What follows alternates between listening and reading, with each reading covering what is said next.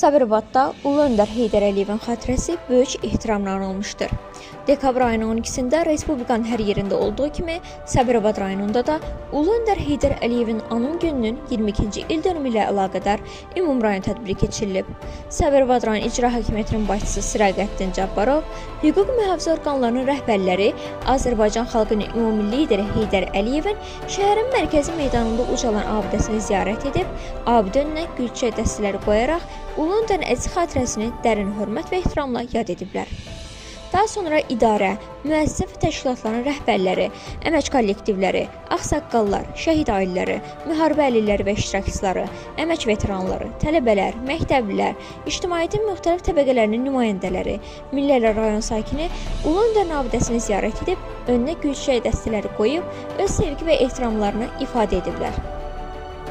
Sonra Sabirabad rayon İcra Hakimiyyətinin təşkilatçılığı ilə Ulu Öndər Heydər Əliyevin anım günü ilə əlaqədar ehsan süfrəsi təşkil edilmişdir.